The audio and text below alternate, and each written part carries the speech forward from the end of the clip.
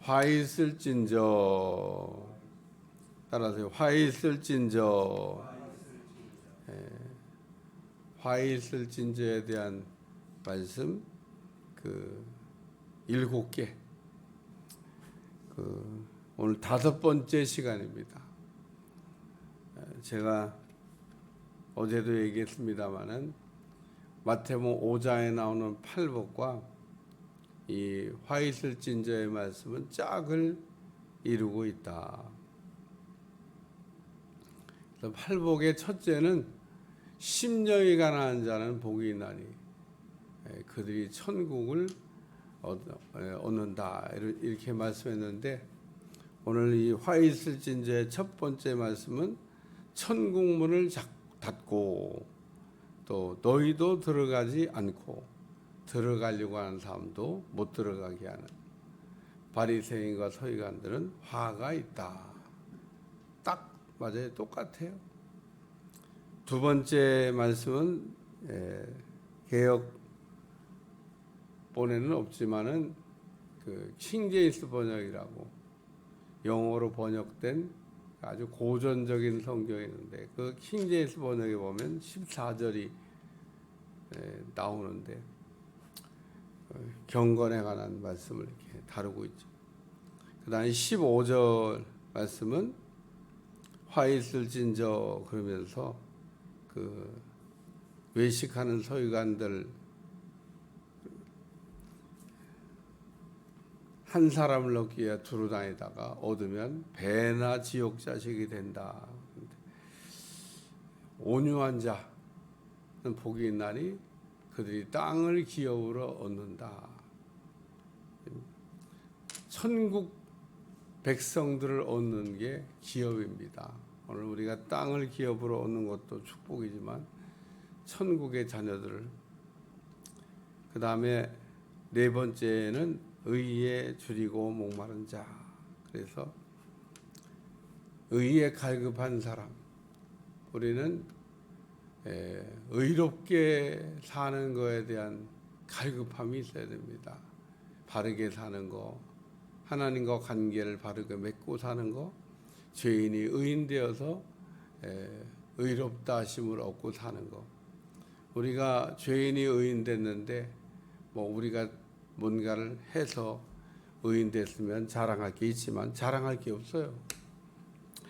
그 다음에 5번째 오늘 말씀으로 그 화 있을진저 그러면서 중한 거는 버리고 중하지 않은 거는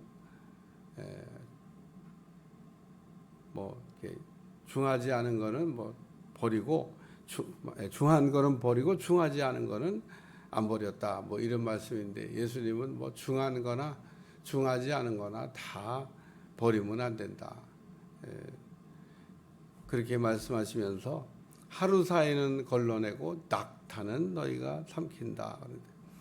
이게 이제 팔복의 5번째 국률에 관한 말씀입니다. 국률이 여기는 자는 복이 있나니 그들이 국률이 여기심을 받는다. 그러면서 그냥 오늘 본문에 딱 예수님께서 국률을 찝어서 설명하셨어요. 너희가 박하 회양 근처에 11조는 드리면서 율법에 더 중한 여기 정의, 국률, 믿음은 버렸다. 그래서 여기 국률을 탁 집어놨어요. 근데 정의라고 하는 말과 믿음이라는 말도 내내 국률이라는 말과 연동돼요. 그러니까 이게 다 국률에 관한 말씀. 예수님이 하신 말씀은 우리가 그냥 그대로 읽고 그대로 해석하려고 그래야지, 거기다가 예수님이 혹 틀리게 하지 않았을까, 이런 쓸데없는 상상은 안 하셔도 돼요. 예수님이 하신 거는 다 진리고, 예수님이 말씀하신 거는 거기다가 더 이상의 니프를 달 필요가 없어요.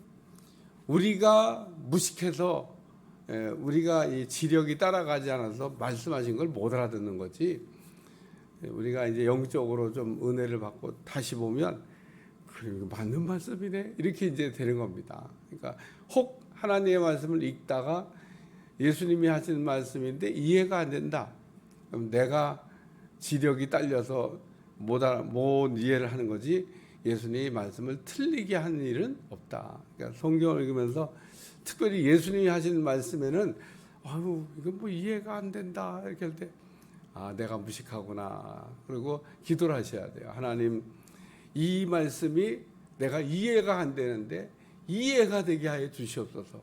그럴 때 이제 우리가 깨달으면 뭐라고 하냐 은혜 받았다. 많이 깨달아서 뭐 우리가 은혜 받으면 좋죠. 뭐 모세같이 뭐 영적 비밀을 다 알면 좋죠. 근데 사실은 하나만 알아도 말틴 루터가 무슨 뭐 많이 알아가지고 그 종교 개혁을 했던 게 아니에요. 어느 날 성경을 읽다가 의인이 되는 거는 아 이게 믿음으로 되는 거구나. 아브라함도 율법을 지킴으로 의인된 게 아니구나. 그래서 그 루터가 매일 성당을 무릎으로 기어 올라갔어요. 저도 거기 가서 기어 올라가 봤습니다. 성지순례 가면 그 말틴 루터가 이렇게 무릎으로 기어 올라가다가 뻘떡 일어나서 내려왔던 그 계단이 있어요. 남들이 다 그렇게 해야 된다고 은혜 받으려면 한다니까 계단을 매일 무릎으로 기어서 올라갔는데 루터가 올라가다 보니까 이렇게 되는 게 아니구나. 그래갖고 딴 사람들 다 기어다니는데 그냥 내려왔어요. 그리고 우리가 이렇게 해서 하나님께 가는 게 아니라 오직 믿음으로 하나님께 간다. 그래서 비텐베르그 성당에다가 95개 주황을 갖다 붙이고 종교 개혁을 했습니다. 그래서 나온 게 개신교예요. 개신교, 프로테스탄트 개신교. 그 성당에서 이렇게 나온 무리들입니다. 나온 무리들. 성당이 잘못됐다 이거예요. 무슨 면죄부를 팔아 무슨 면죄부를 그 면죄부를 팔아갖고 베드로 성당 진다는데 이제 부모님을 지옥 간 부모님을 해서 헌금을 많이 드리는 거예요. 예, 그래서 천당도 그 좋은 자리 있고 나쁜 자리 있대. 그래서 헌금을 많이 드리면은 좋은 자리. 지옥에서 갈 때도 천국으로 좋은 자리. 헌금을 조금 드리면 뭐 천국의 변두리. 뭐 이렇게 말도 잘 갖다 보죠. 헌금이 딱 헌금통에 떨어지는 순간에 지옥에 있던 부모님이 천국으로 간다. 그런 얘기를 했어요. 거짓말이죠. 거짓말. 성경에 그런 게 어디 있어요. 그 당시에는 성경을 못 읽던 시대라서 성경이 없었어요. 그럼 성경 누구만 읽었냐? 신부들만 읽었어요. 그러니까 루터는 성경을 읽을 수 있었던 거예요. 아무도 성경이 없기 때문에 신부가 뭐라고 그렇게 얘기하면 그런 줄 알아야 돼. 뭐 그게 말씀이지 뭐 성경을 못 읽으니까. 그래서 루터가 종교 개혁을 하면서 제일 먼저 했던 게 이제 그때 이제 루터가 종교 개혁을 할 때 딱 맞춰서 인쇄술이 발달한 겁니다. 인쇄술. 그때 그 루터가 얘기하던 인쇄술. 내가 이 라틴어로 되어 있는 이 라틴어는요 그 언어 중에 제일 어려워. 독일어보다 더 어려워. 아주 저도 신학교 다닐 때 라틴어 배웠는데 아유 성경이 라틴어로만 되어 있었습니다. 그러니까 그걸 누가 읽어? 예. 언어 중에서도 아주 까탈스러운 언어인데. 예. 근데 그 라틴어로 되어 있는 성경을 루터가 훌륭한 사람이잖아요. 독일어로 다 번역을 해버린 겁니다. 그리고 인쇄를 해서 다 읽어봐라 그러고 온 백성들에게 성경을 읽으라고 얘기한 겁니다. 성경 읽어보니까 진짜 아니네 이거. 그런 거 없네. 그리고 사람들이 깨어나기 시작했던 겁니다. 그게 루터의 종교개혁 얼마나 참 큰일을 했는지 몰라요. 오늘 여기 그 바리새인과 서기관들이 이게 작은 11조를 얘기하는 겁니다. 작은 11조는 아주 중요하게 생각을 하고 오늘날 그리스도인들도 그런 사람 있죠. 작은 11조는 막 정직하게 11조가 갑자기 커져. 그러면은 가슴이 두근두근 뛰는 겁니다. 그런 분들한테는 생각나는 말이 있어요. 어떤 사람이 이렇게 어렵게 사업을 하다가 사업이 막 일어나가지고 부자가 된 겁니다. 이제 부자가 되면은 꼭 하는 말이 있어요. 세금 때문에 못 살겠다, 진짜. 세금 때문에. 가난할 땐 뭐 가난하니까 낼 세금이 없잖아요. 근데 돈을 많이 벌으면 세금 낼 게 많아지죠. 그러니까 어떤 분이 그랬다는 거예요. 그러면 뭐 세금 낼 거 없게 해드릴게. 너무 걱정하지 마세요. 세금 하나도 안 낼 수 있게. 그게 무슨 얘기예요? 거지 되게 해준다는 거죠. 뭐 거지 되면 세금 낼 게 없지. 오늘 우리가 그 세금을 많이 내게 됐다고 하는 얘기는 내가 그만큼 부를 축적해 부자가 됐다는 건데, 우리는 그런 생각은 안 하고 반대로 생각을 합니다. 내가 하나님 앞에 11조를 많이 바칠 수 있기를 기도하시고 많이 바칠 수 있는 사람 되시길 바랍니다. 이만큼 하나님이 축복하셨구나. 예? 대한민국에는 어떤 조그만 교회도 그 교회 안에 있는 교인들이 100% 11조 하면요, 교회 운영에 전혀 지장이 없습니다. 전혀. 10명 모이는 교회도요, 10명 모이는 교회는 11조만 100% 되면 그 교회 빵빵 돌아갑니다. 그게 안 돼, 그게. 그래서 교회마다 참 11조 교인을 가르치기가 또 뭐, 오늘 우리는 작은 것도 중요하고 큰 것도 중요하다는 얘기를 이렇게 말씀하시면서 긍휼히 여기는 자는 복이 있나니, 그러면서 예수님이 여기 정의, 긍휼, 믿음 이 세 가지를 버리면 안 된다고 얘기하셨는데, 정의라고 하는 말을 생각하면 그 우리나라에서도 이거를 가지고 표를 썼던 적이 있어요. 정의 사회의 구현이라, 이런 말을. 그러니까 정의 사회 구현이란 말을 썼을 때 그 정의 사회 구현이란 말의 뜻이 뭐냐면 약한 사람들에 대한 배려를 하는 사회를 만들겠다. 이게 정의 사회 구현입니다. 정의 사회. 좋은 말이에요, 그게. 엄청 좋은 말입니다. 그대로 안 해서 그러지. 경찰이 정의 사회 구현을 해야 돼. 경찰은 약한 사람을 돌봐야 돼. 약한 사람. 센 사람이야 그냥 자기 스스로 자기를 뭐 보호할 능력이 있으니까 뭐 경호원도 됐고 다. 근데 약한 사람은 경호원이 어디 있어요? 힘이 없어요. 강도가 나타나면 어떻게 막어? 그러니까 강도를 지켜줘야 되는 거 경찰이 해야 되지. 경찰이 특공 무술도 배우고 막 그런 거 했잖아. 그러니까 강도들이 막 오면 지켜줘야 될 사람이 바로 경찰이다. 경찰이 이제 그 약한 사람들을 이렇게 잘 돌봐주면 그게 정의사회 구현이 되는 겁니다. 정의. 정의라고 하는 거는 약한 사람의 것을 빼앗지 않는 거, 약한 사람을 이렇게 배려하는 거.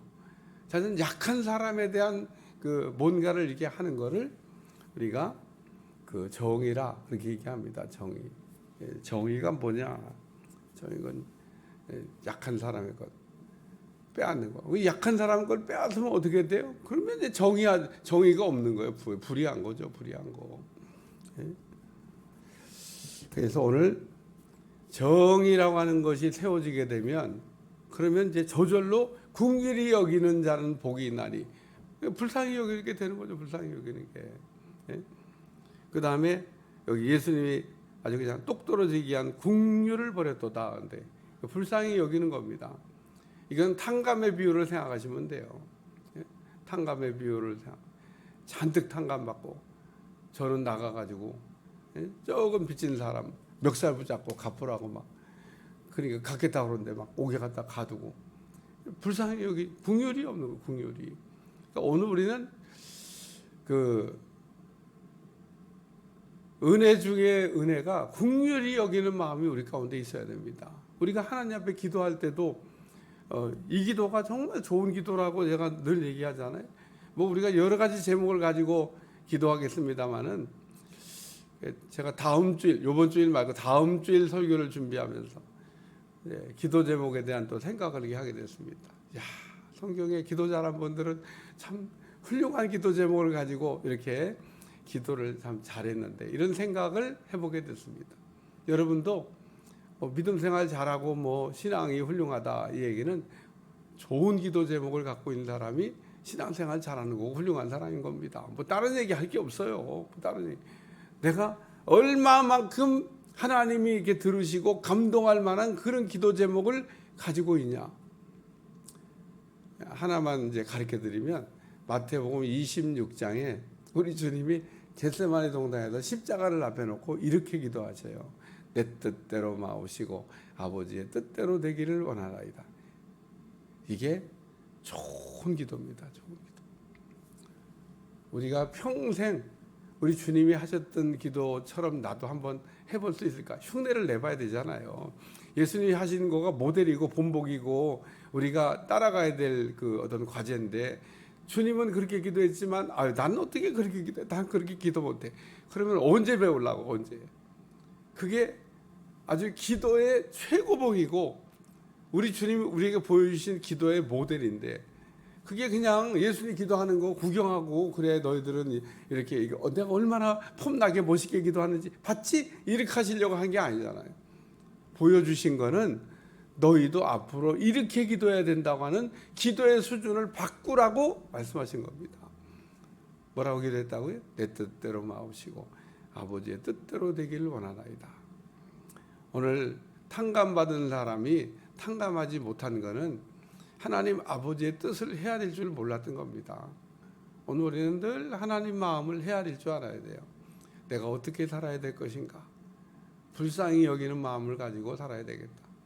그래야 하나님 앞에 우리가 기도할 때 당당하게 기도할 거 아니에요. 뭐라고? 하나님 나를 불쌍히 여겨 주시옵소서. 너도 불쌍히 여기지 않는데 무슨 네가 나한테 불쌍히 여기면 그 탕감의 비유는 딱 떨어지게 나왔잖아요. 그러니까 이 탕감의 비유에 탕감을 받았어요. 잔뜩 나가가지고 조금 빚진 사람 막 갚으라고 막 긍휼이 없어. 그러니까 너도 불쌍히 여기지 않으니까 나도 너를 불쌍히 여기지 않겠다. 우리 주님이 하신 말씀. 세 번째는 믿음은 버렸도다. 그러면서 믿음에 대한 얘기를 말씀하고 있습니다. 근데 이 믿음이라고 하는 말은 그냥 뭘 생각하시면 되냐면 약속이라고 하는 말을 생각합니다.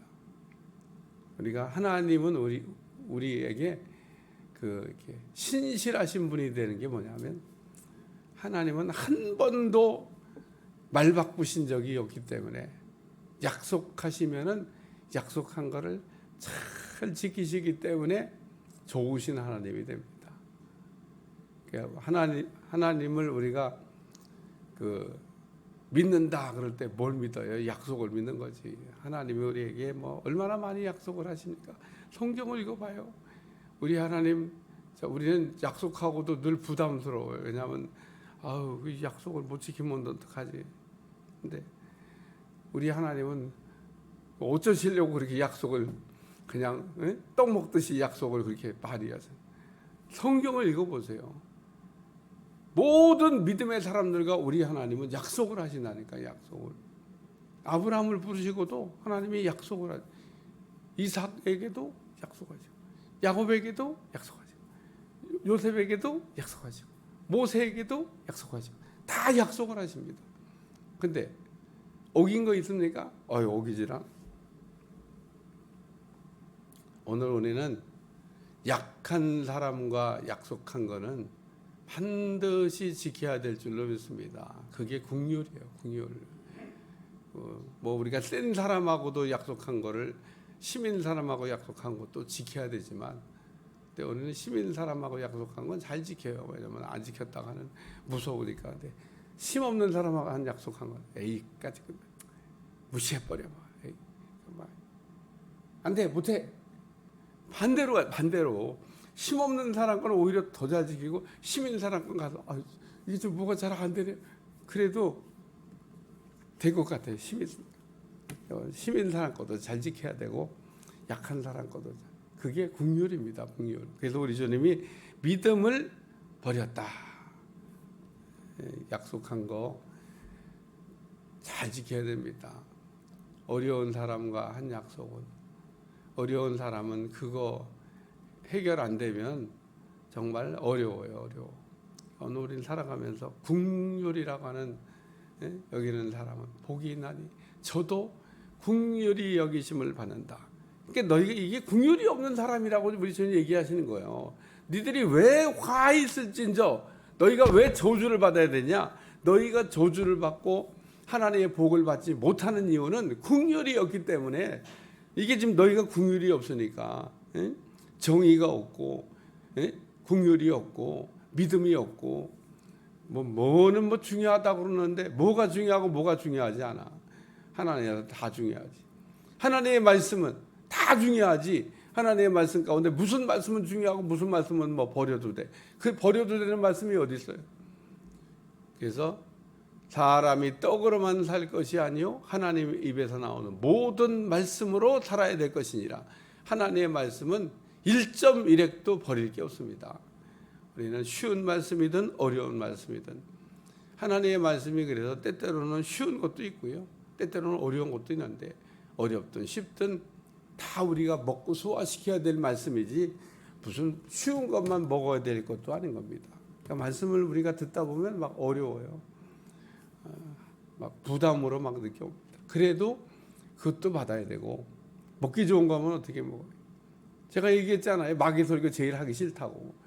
나도 하기 싫어요. 근데 그 말씀도 때로는 먹어야 되는 거예요. 필요하니까.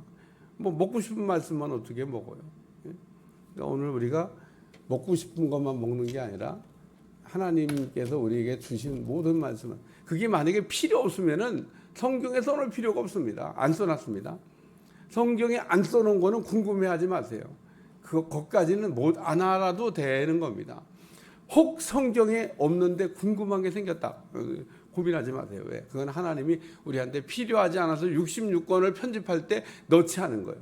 66권 외에도 외경, 위경 읽어보면 막 소설 같은 얘기 많이 있어요. 근데 그 필요 없어서 다 빼버리신 거예요. 그 가짜고 진리가 아니기 때문에. 오늘 우리 마음 가운데 그러므로 기도 제목 하나 드리는 겁니다. 긍휼히 여기는 마음을 주시옵소서. 내가 내 마음에, 그리고 또 여러분 기도하세요. 하나님, 나도 긍휼히 여김을 받기를 원합니다. 그러니까 나도 이 긍휼히 여기는 사람 복이 있다 그러는데 이 책망받은 바리새인 서기관들이 긍휼이 없어서 정의가 없고 긍휼이 탕감이 없고 또 약속을 안 지키는, 이게 바로 긍휼이 없는 거다.